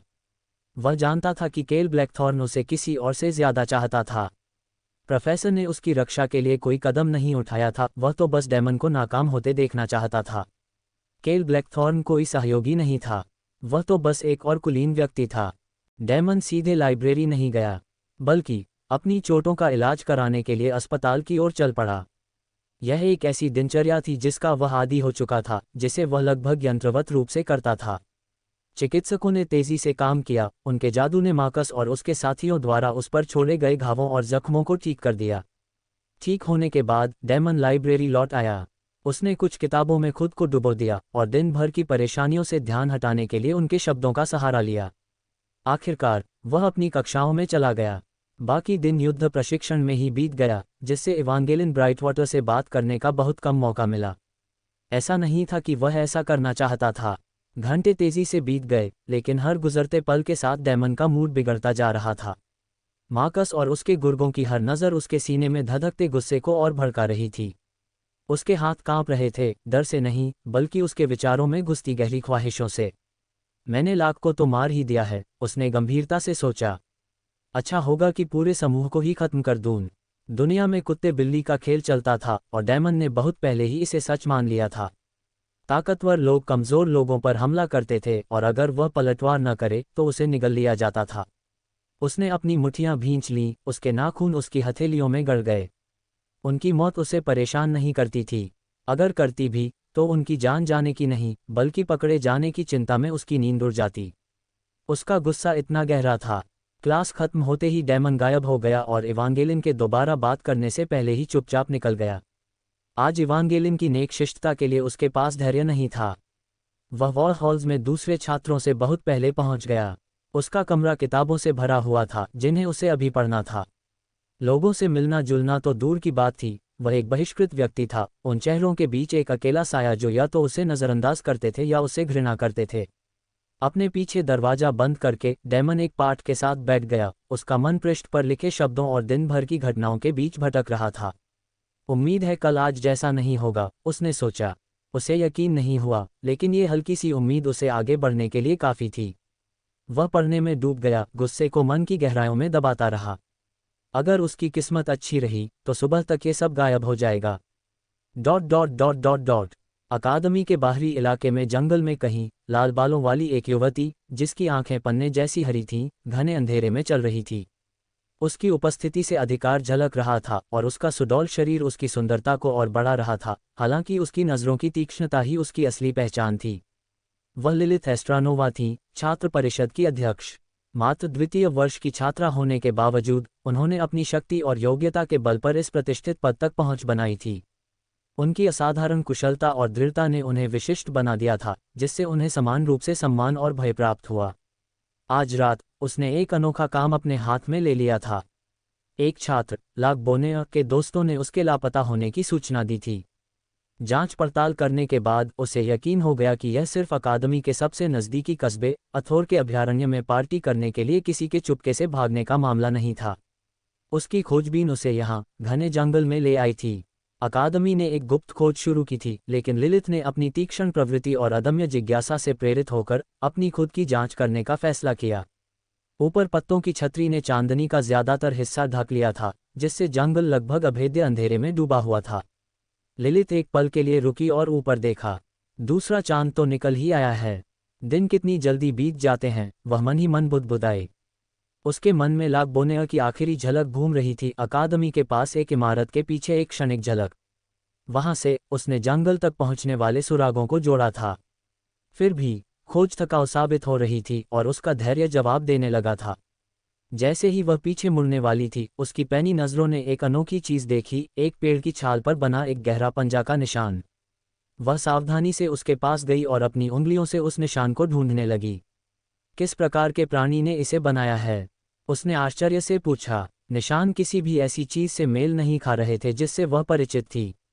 लिलिथ आगे बढ़ती रही, पत्तियों में हलचल के हल्के निशानों का पीछा करती रही, जब तक कि खून की सड़ांध उसकी नाक तक नहीं पहुंच गई। ये हल्का जरूर था, लेकिन पहचान में नहीं आ रहा था। अपनी वर्दी की तहों में हाथ डालकर उसने एक छोटा सा क्रिस्टल निकाला। अपनी हथेली से उसे दबाते हुए उसने अपना जादू चलाया, जिससे एक चमकदार प्रतिदीप चमक निकली जिसने उसके आसपास के अंधेरे को दूर भगा दिया। रोशन दृश्य देखकर उसकी पन्ने जैसी आंखें स्तब्ध होकर चौड़ी हो गईं। पास का एक पेड़ ऐसे टूटा हुआ था मानो उस पर कोई भारी चीज फेंक दी गई हो। अकादमी की वर्दी के खून से सने टुकड़े जमीन पर बिखरे पड़े थे। उसने अपनी नजरें आगे बढ़ाईं, टूटी हुई शाखाओं और झाड़ियों में फंसे फटे कपड़े के टुकड़ों को देखा। ये वर्दी, ये लाक बोनेयर की होगी, उसने अनुमान लगाया। लिलिथ विनाश के निशानों पर चल पड़ी। कुचली हुई झाड़ियां और टूटी हुई शाखाएं उसे जंगल में और अंदर ले गईं। तभी उसे एक नीचे लटकी हुई शाखा पर कुछ अटका हुआ दिखाई दिया, एक पेजर।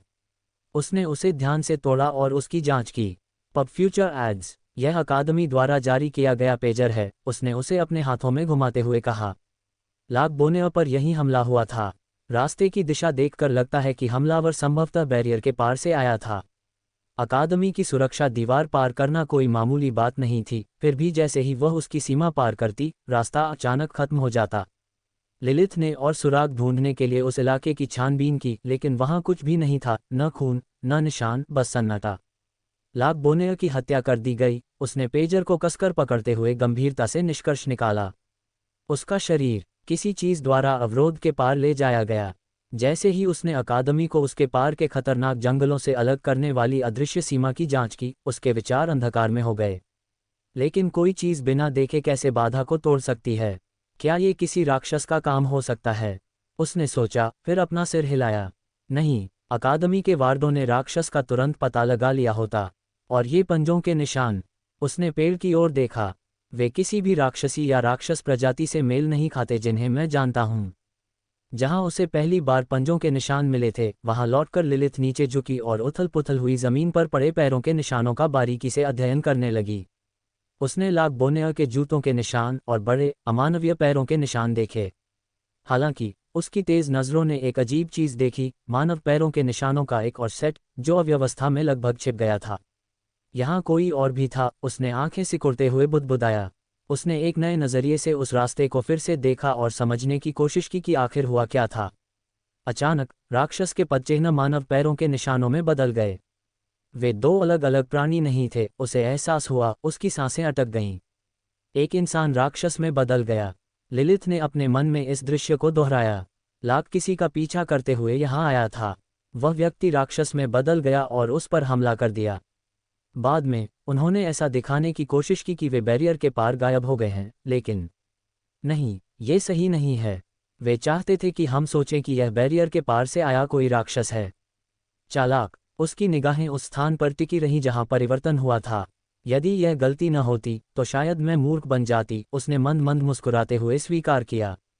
आप जो भी हों, रहस्यमय आदमी, आप बुद्धिमान हैं, लेकिन पर्याप्त बुद्धिमान नहीं। आपको अधिक सावधानी बरतने की कोशिश करनी चाहिए थी। अपने हाथ की एक लहर से उसने पैरों के निशान मिटा दिए ताकि यह सुनिश्चित हो सके कि कोई और यह न जान सके कि उसने क्या खोजा है। उसने आखिरी बार उस जगह पर किसी और सुराग की तलाश की, लेकिन कोई सुराग नहीं मिला। संतुष्ट होकर लिलिथ सीधी हुई और अपनी जैकेट से पेजर निकाला। उसे कान से लगाकर वह शांत, अधिकारपूर्ण स्वर में बोली, शुभ संध्या, मैं विद्यार्थी परिषद अध्यक्ष लिलिथ एस्ट्रानोवा हूँ। मुझे लाग बोनेयर के निशान मिले हैं। दुर्भाग्य से ऐसा लगता है कि उसे मार दिया गया है। किसी राक्षस ने, जो बैरियर तोड़कर अंदर आया था, उसे मार डाला। मैं आगे की जांच के लिए आपकी टीम के आने का इंतजार करूंगा। कॉल समाप्त करते हुए उसने पेजर वापस अपनी जेब में रख लिया। उसकी पन्ना जैसी आंखें दृढ़ संकल्प से चमक रही थीं। ठीक है, वह जंगल की गहराइयों में देखते हुए बुदबुदाए, मैं तुम्हें खुद ढूंढ लूंगी, रहस्यमय आदमी। डेमन अपनी स्टडी टेबल पर सिर टिकाए, गाल खुली किताब के खुरदुरे पन्नों से सटाए उठा। सुबह का सूरज खिड़की से अंदर आ रहा था। कमरे में गर्म रोशनी बिखेर रहा था और वह हड़बड़ाते हुए खुद को सीधा खड़ा कर रहा था और चेहरे पर भ्रूभंगिमाएं रगड़ रहा था। उसने सहज रूप से कमरे को देखा और ऐसी चीज की तलाश की जिसके बारे में अधिकतर लोग सोचते भी नहीं, उसकी परछाई। बेशक उसे वह मिल ही गया। वह वहां नहीं था जहां उसे होना चाहिए था, फर्श या दीवारों पर आज्ञाकारी ढंग से फैला हुआ, बल्कि वह दूर एक कोने में सूरज की रोशनी को चुनौती देते हुए अंधेरे का एक आकारहीन टुकड़ा सिमटा हुआ था। अरे इधर आओ, डेमन ने आदेश दिया। उसकी आवाज नींद से कर्कश थी। परछाई ने आज्ञा का पालन किया और तरल रात की तरह फर्श पर फिसलती हुई, जब तक कि वह उसके नीचे अपनी सही जगह पर वापस नहीं आ गई। अंदर आती धूप उसे अस्वाभाविक रूप से लंबा कर रही थी और पूरे कमरे में फैला रही थी। छोटे आदमी बड़ी परछाई डालते हैं, अगर परिस्थितियां सही हों, डेमोन ने विकृत प्रक्षेपण को देखते हुए खुद से कहा। छाया ने अभिवादन में उसकी ओर हाथ हिलाया। उसके किनारे हवा में उड़ते धुएं की तरह लहरा रहे थे। हाँ, आपको भी सुप्रभात, उसने रूखेपन से जवाब दिया। अपनी बाहें फैलाते हुए उसने गहरी जम्हाई ली और फिर से बात की। तो अब सिस्टम विंडो की जांच करते हैं। अब समय है अपनी प्रगति पर नजर रखने का, खासकर भूख के संबंध में। एक विचार के साथ एक पारदर्शी इंटरफेस उसके सामने प्रकट हुआ। चमकता हुआ पाठ हवा में मंडरा रहा था। HP 50/50, मान 35/35, शक्ति 9, चपलता 12, गति 25, धीरज 10, कक्षा छाया ऊर्जा 73, छाया भूख स्तर 12%, छाया स्तर 1, स्थिति छायापूर्ण है। विशेषताएं, अम्ब्रा कौशल 5x, लॉक किया गया। हम छाया ऊर्जा 73 पर है और भूख का स्तर 12% है। डेमन ने सोच विचार कर अपनी ठुड्डी को सहलाते हुए कहा। पब फ्यूचर एड्स, जैसा कि मुझे संदेह था, दोनों के बीच एक मजबूत संबंध है, जैसा कि सिस्टम ने कहा था। मन ही मन गणना करते हुए उसकी आंखें सिकुड़ गईं। यदि मैं गलत नहीं हूं तो छाया ऊर्जा के क्षय और भूख की वृद्धि की दर को देखते हुए मेरे पास भोजन करने से पहले लगभग 72 घंटे हैं। उसने अपने पैरों पर पड़ती छाया पर नजर डाली। क्या वह सही है? छाया ने सिर हिलाया, उसकी आकृति पुष्टि में हल्की सी लहराए। ऐसा ही सोचा था, डेमन बुदबुदाया। एक खास घटना याद आते ही उसकी निगाहें और तेज हो गईं। लेकिन एक समस्या है, कुछ मौकों पर मुझे पता ही नहीं चलता कि मैं अपनी छाया ऊर्जा खो देता हूँ, जैसे जब मैंने प्रोफेसर की आभा का प्रभाव झेला था। इसीलिए उस समय मेरी ऊर्जा में इतनी भारी गिरावट आई थी, है न? फिर से छाया ने सिर हिलाया, इस बार लगभग शर्मिंदगी से। डेमन ने आह भरी, उस पल को साफ साफ याद करते हुए। एक राक्षसी प्रोफेसर ने उसे कक्षा में देर से आने पर डराने का फैसला किया था, जिससे उस पर दबाव की एक लहर दौड़ गई थी जो उसे पूरी तरह से दबा देनी चाहिए थी। लेकिन उसकी परछाई ने चुपचाप उस मार को झेल लिया, उसे बख्श दिया, लेकिन एक कीमत चुकाकर। हाँ ठीक है, इसके लिए धन्यवाद, मुझे लगता है, उसने अनिच्छा से कहा। लेकिन अगली बार, जब तक कि यह बिल्कुल ज़रूरी न हो, मुझे इसे संभालने दीजिए। मुझे ऊर्जा बचाकर रखनी है जब ये सचमुच जरूरी हो। छाया सहमति में लहरा रही थी, उसके किनारे शांत हो रहे थे मानो वह संतुष्ट हो गई हो। यादों को भुलाकर डैमन खड़ा हुआ, एक बार फिर अंगड़ाई ली और दिन के लिए तैयार होने लगा। जैसे ही उसने अपनी वर्दी पहनी और कंधे पर बैग लटकाया, उसके विचार पहले से ही भविष्य की ओर मुड़ रहे थे। 2 दिन, उसके पास बस इतना ही समय था, इससे पहले कि उसकी परछाई की भूख फिर से समस्या बन जाए। और इस बार उसे तैयार रहना था। डैमन बिना किसी अनावश्यक ध्यान आकर्षित किए अपनी कक्षाओं में उपस्थित रहा। उसने इवांगेलिन ब्राइटवाटर से बचने की कोई कोशिश नहीं की, लेकिन इवांगेलिन भी उसके पास नहीं आई। इसके बजाय वह कक्षा के दौरान उसे देखती रही, उसके हाव भाव समझ से परे थे, हालांकि उसने बोलने की कोई कोशिश नहीं की। हालांकि इवांगेलिन अकेली नहीं थी जिसकी नज़र उस पर थी। ज़ैंडर रेवेंसक्रॉफ्ट की पैनी नज़रें बारी बारी से डैमन और इवांगेलिन पर घूम रही थीं, मानो वह किसी ऐसी पहेली को सुलझा रहा हो जिसे सिर्फ वही समझ रहा हो। डैमन ने भी ज़ैंडर के समूह पर नज़र रखी, लेकिन बिल्कुल अलग कारणों से। उसकी मंशा जिज्ञासा से नहीं, बल्कि जीवित रहने की थी, उसके भीतर पनप रही एक गहरी, बेताब भूख से। ज़ैंडर रेवेंसक्रॉफ्ट खुद अछूत था। वह न सिर्फ ज्यादा ताकतवर था, बल्कि एक शक्तिशाली कुलीन परिवार का वंशज भी था, जिसका प्रकोप डैमन बर्दाश्त नहीं कर सकता था। इससे ज़ैंडर के गुर्गे बच गए, डैमन के उत्पीड़क और बदमाश। उसकी नज़र कुछ देर के लिए सिस्टम इंटरफेस पर पड़ी। योजक चिन्ह, योजक चिन्ह, योजक चिन्ह। छाया स्तर 1, आत्माएं भस्म 1/3। योजक चिन्ह, योजक चिन्ह, योजक चिन्ह। मुझे आगे बढ़ने के लिए 2 और की जरूरत है, उसने गंभीरता से सोचा। वह पूरा दिन उन्हें देखता रहा, लेकिन कोई मौका नहीं मिला। उसका धैर्य जवाब दे गया, जब तक कि उसने उनकी बातचीत सुन नहीं ली।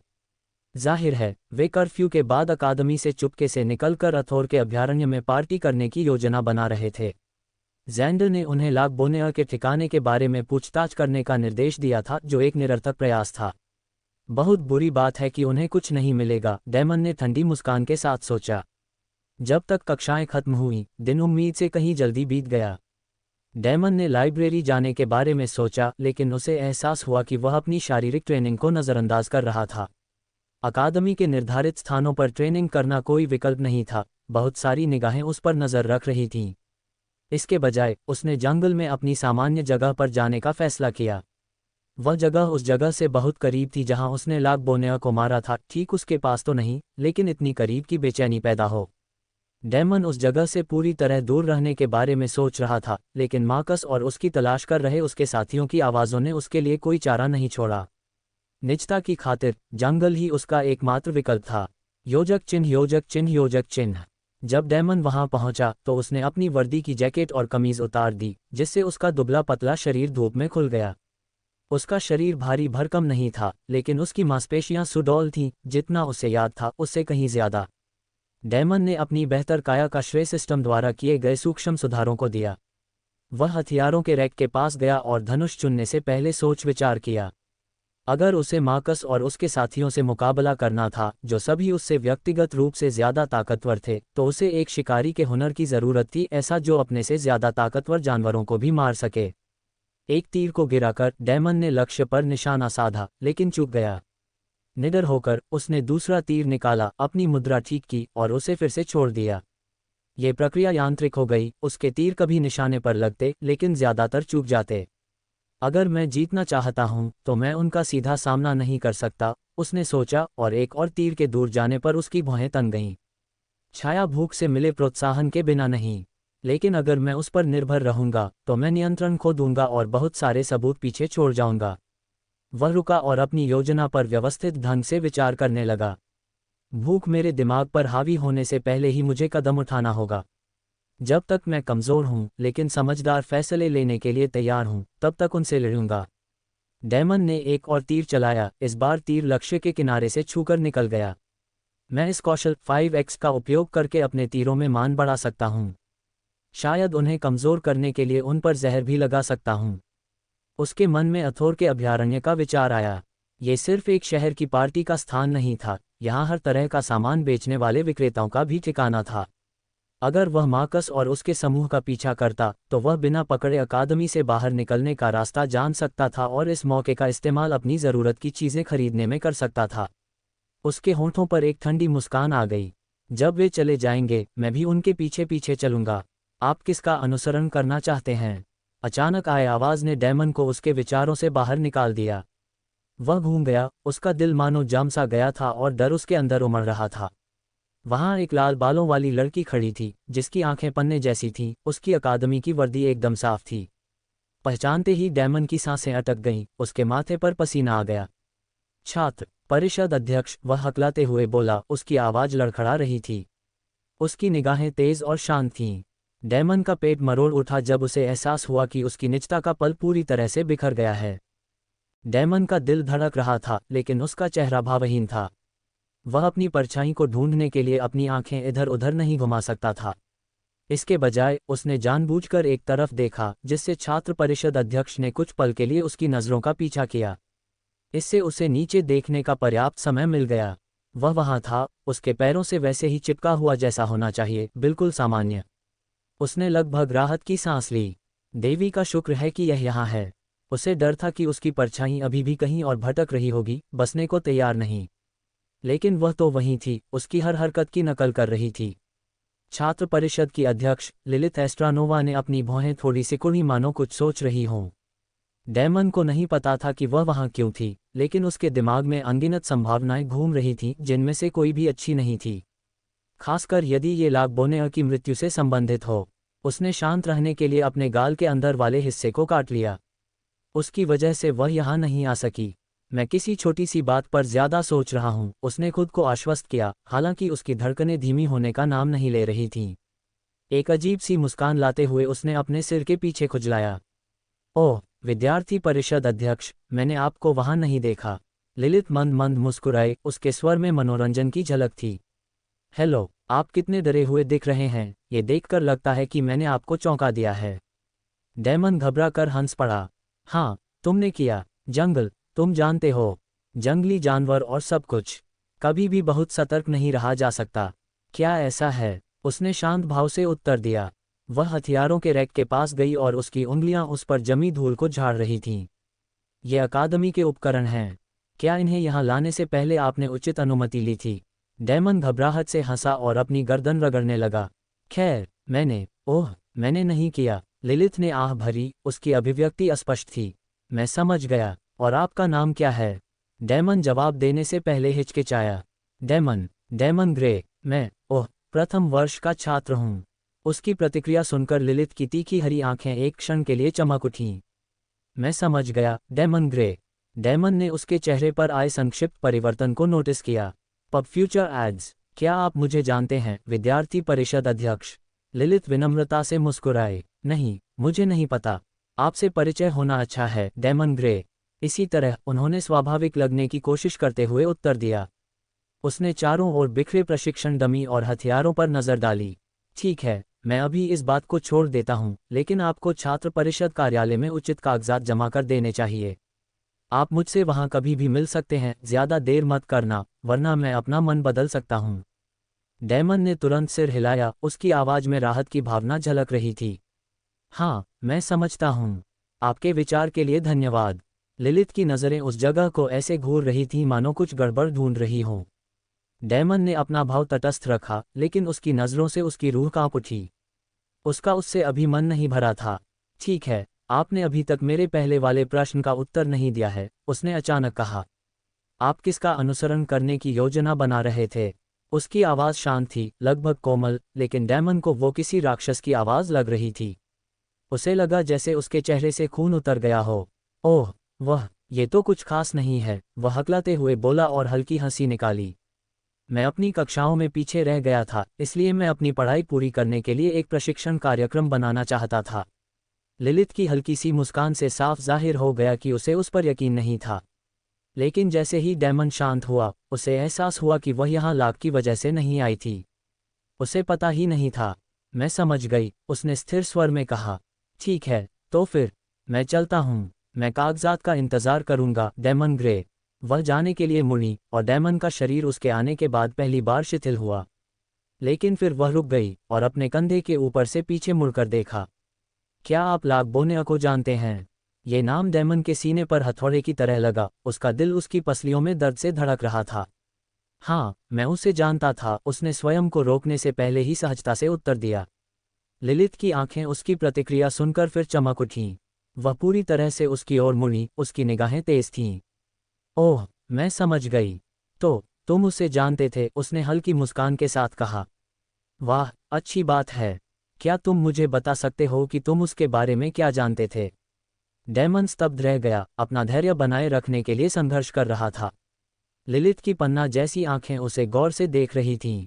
बहुत शक है, डैमन ग्रे। लाक बोनेयर के बारे में भूतकाल में बात कर रहा हूँ। ये लड़का जानता है कि लाक मर चुका है। क्या वह हो सकता है? डैमन अपनी गलती और लिलित के मन में उमड़ते विचारों से बेखबर धीरे से सिर हिलाया।